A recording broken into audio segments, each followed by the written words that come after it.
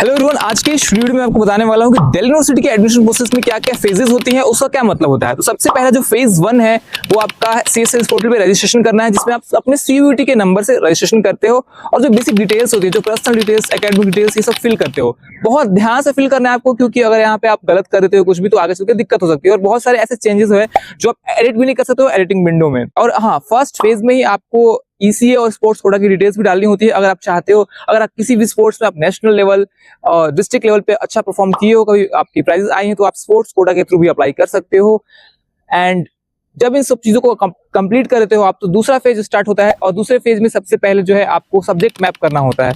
Subject mapping में ये होता है कि जो भी क्लास 12th में आपने सब्जेक्ट्स पढ़े हैं उसी के पेपर आपने दिए हुए होने चाहिए अपने सीयूईटी में, उसको बस मैप करना होता है। मैप करने का कुछ मतलब नहीं होता है, जस्ट उसे आपको टिक करना होता है।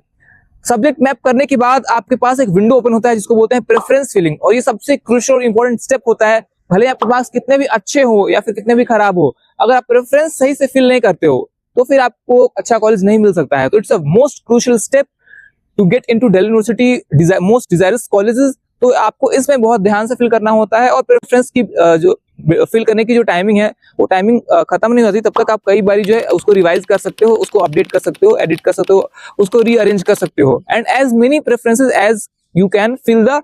उसके बाद प्रेफरेंस फिल करने के बाद जो है प्रेफरेंस लॉक हो जाता है अपने आप ही जब उसकी टाइमिंग खत्म हो जाती है। एंड आफ्टर दैट जो है एलोकेशन राउंड होता है, जो कि थर्ड फेज होता है। थर्ड फेज में क्या क्या होता है कि आपको सीट्स एलोकेट किए जाते हैं।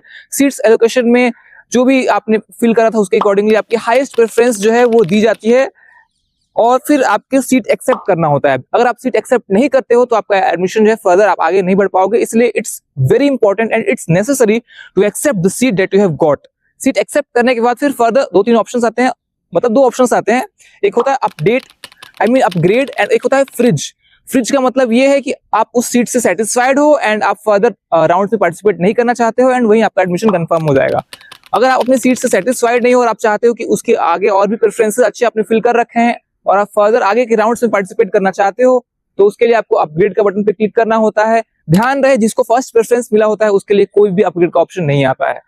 फिर इसके बाद का जो फेज होता है वो सीट एक्सेप्ट करने के बाद आपको वेरिफिकेशन वगैरह होती है, जिसमें आपको बहुत इंपॉर्टेंट स्टेप ये होता है कि क्वेरीज, जब आप डॉक्यूमेंट वेरीफाई हो रहा होता है, कॉलेज आपका डॉक्यूमेंट वेरीफाई कर रहा होता है, उसी दौरान आपके डैशबोर्ड पे क्वेरीज के सेक्शन भी होते हैं।